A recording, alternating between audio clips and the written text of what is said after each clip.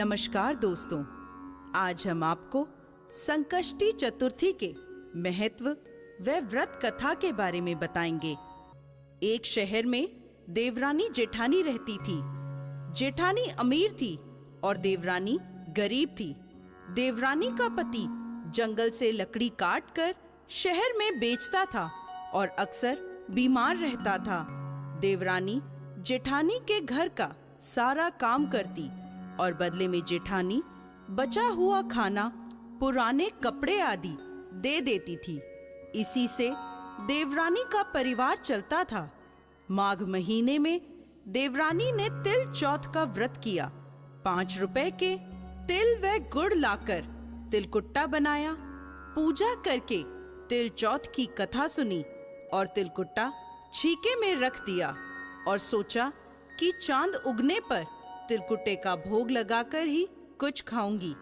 कथा सुनकर वह जेठानी के घर चली गई।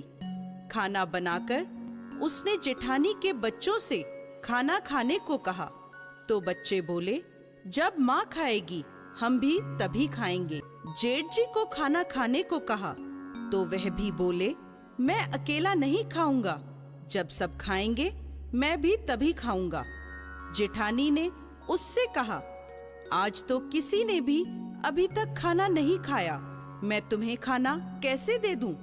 तुम सुबह सवेरे ही बचा हुआ खाना ले जाना। देवरानी के घर पर पति, बच्चे सभी आस लगाए बैठे थे कि आज तो त्योहार है, माँ आएगी तो कुछ पकवान आदि खाने को मिलेंगे। परंतु जब बच्चों को पता चला कि आज तो रोटी भी नहीं मिलेगी तो बच्चे रोने लगे। उसके पति को भी बहुत गुस्सा आया। कहने लगा, सारा दिन काम करके भी 2 रोटी नहीं ला सकती तो काम क्यों करती हो?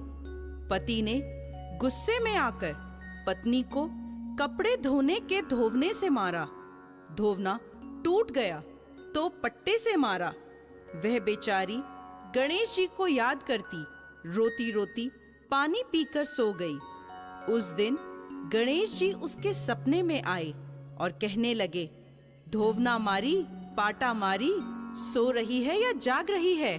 वह बोली, कुछ जाग रही हूँ, कुछ सो रही हूँ। गणेश जी बोले, भूख लग रही है, कुछ खाने को दे दो। देवरानी बोली, क्या दूं? मेरे घर में तो अन्न का एक दाना भी नहीं है। जेठानी जो बचा कुचा दे देती थी, आज तो वो भी नहीं मिला। पूजा का तिलकुट्टा छीके में पड़ा है, वही खा लो। तिलकुट्टा खाने के बाद गणेश जी बोले, धोवना मारी, पाटा मारी, निपटाई लगी है, कहाँ निपटूं? वो बोली, ये पड़ा घर, जहाँ इच्छा हो वहां निमट लो। फिर गणेश जी बोले, अब कहाँ पोछूं? अब उसे गुस्सा आ गया, कब से तंग कर रहे हैं। सो बोली, मेरे सर पर पोछो, और कहाँ पोछोगे? सुबह जब देवरानी उठी तब यह देखकर हैरान रह गई कि पूरा घर हीरे मोतियों से जगमगा रहा है। उसके माथे पर हीरे मोतियों के टीके जगमगा रहे थे। उस दिन देवरानी जेठानी के यहाँ काम करने नहीं गई। बड़ी देर तक राह देखने के बाद जेठानी ने बच्चों को चाची को बुलाने भेजा। उसने सोचा, कल खाना नहीं दिया इसलिए देवरानी बुरा मान गई है। बच्चे बुलाने गए और बोले, चाची चाची चलो, माँ ने बुलाया है, सारा काम पड़ा है। देवरानी बोली, बेटा बहुत दिन तेरी माँ के यहाँ काम कर लिया, अब तुम अपनी माँ को मेरे यहाँ काम करने भेज दो। बच्चों ने घर जाकर माँ को बताया कि चाची का घर तो हीरे मोतियों से जगमगा रहा है। जेठानी दौड़ती हुई देवरानी के घर पहुंची और पूछा, यह सब कैसे हुआ? देवरानी ने उसके साथ जो कुछ हुआ वो सब कह डाला। घर लौटकर जेठानी ने अपने पति से कहा, आप मुझे धोवने और पाटे से मारो।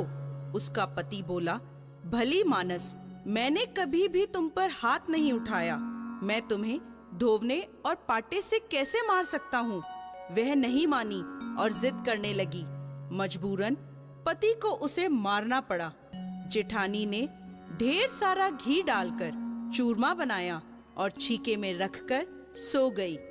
रात को चौथ बिंदायक जी सपने में आए और कहने लगे, भूख लगी है, क्या खाऊं? जेठानी बोली, गणेश जी महाराज, देवरानी के यहाँ तो आपने सूखा चूटी भर तिलकुट्टा खाया था, मैंने तो मेवे डालकर घी का चूरमा बनाकर छीके में रखा है, खा लीजिए। गणेश जी बोले, कहाँ निपटूं? जेठानी बोली, उसके यहाँ तो टूटी फूटी झोपड़ी थी, मेरे यहाँ तो महल है, जहाँ चाहे निमट लें। फिर गणेश जी ने पूछा, अब पोछूं कहाँ? जेठानी बोली, उसका तो गंदा माथा है, मैंने तो चमेली का तेल लगाया है, मेरे माथे पर पोंछ लो। धन की लोभी जेठानी सुबह जल्दी उठ गई। सोचा घर हीरे मोतियों से भरा होगा, पर देखा तो पूरे घर में गंदगी फैली थी, तेज बदबू आ रही थी, उसके सिर पर गंदगी लगी थी। उसने कहा, हे गणेश जी महाराज, ये आपने क्या किया? मुझसे रूठे और देवरानी पर टूटे। जेठानी ने सफाई करने की बहुत कोशिश करी, परंतु गंदगी और ज्यादा फैलती गई। जेठानी के पति को मालूम चला तो वह भी बहुत गुस्सा हुआ और बोला, तेरे पास सब कुछ था, फिर भी तेरा मन नहीं भरा, देख तेरे लालच का नतीजा। परेशान होकर जेठानी गणेश जी से विनती करने लगी, माफी मांगने लगी। गणेश जी ने कहा, देवरानी से जलने के कारण और धन के लोभ से तूने जो किया, यह उसी का नतीजा है। इस प्रकार जेठानी को सबक सिखाते हुए गणेश जी ने अपनी माया समेट ली। हे गणेश जी महाराज, जैसे देवरानी पर कृपा करी, वैसे सब पर करना। कहानी कहने वाले, सुनने वाले और हुंकार भरने वाले सब पर कृपा करना, और जेठानी को जैसी सजा दी वैसी किसी को मत देना। दोस्तों, उम्मीद करते हैं आपको हमारा यह वीडियो पसंद आया होगा।